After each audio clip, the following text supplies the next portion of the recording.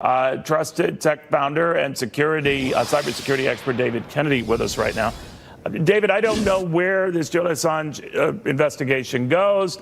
We do know that since he was first getting that information from Manning, that ever since that time, there have been a number of security breaches, some tame, others huge. So we can't seem to get this under control.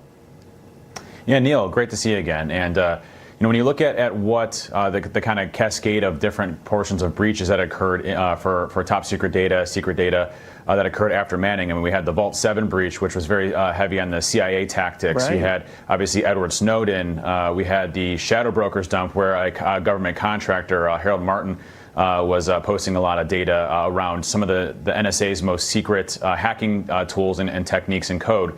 So we've had a number of different breaches that have impacted our intelligence community and how we actually conduct operations, how we conduct military operations, cyber operations, all of those.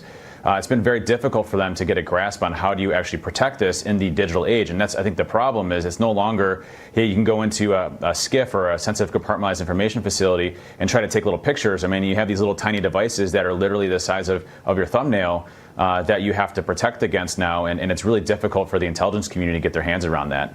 I wonder, too, in this day and age, whether, we come up with a better mousetrap, we find a smarter mouse, and back and forth and back and forth. Yeah, there's a lot of technology out there that's trying to catch hackers. It's what we call deception, where you kind of put little pieces of artifacts out there for people to go after.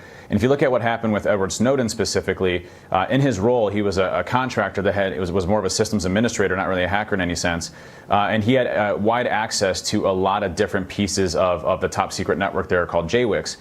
Which allowed them to essentially grab a lot of that information and pull it back without any type of detection. So the military really needs to focus on, the military and our intelligence community really has to focus on who has access to that data and seeing if anybody's grabbing large, copious amounts of data like we saw with Manning, like we saw with Edward Snowden, like we saw with Harold. All of those are key indications that something's wrong. Somebody shouldn't be downloading 50 terabytes worth of data like we saw with Harold Martin, who had some of the most biggest secrets that the NSA holds dear. We tend to discover this stuff well after the fact. I don't know what the timeline was with Manning and eventually getting that to Assange and all, but it's like stores that report, like Target, member, it was months later that we found out about it. And in the case of another retailer, years. And I'm wondering why that is. It's a problem that we face both in the intelligence community and we face in the private sector as well. If you look at data itself, there's so much out there, and with data, it's usually all over the place. There's no real formalized way to structure data in a way that allows you to kind of say, okay, well, this person has access to this data. You look at a company as large as Target, for example, they're massive, right? And they have people at a whole bunch of different stores. And seeing patterns that are unusual is becoming our biggest challenge in the security industry, and why it's becoming more and more difficult for us to identify these breaches early on. You saw Starwood, 3 years. You saw a lot of these newer breaches as well. Still to this day, we have problems looking for these different types of breaches.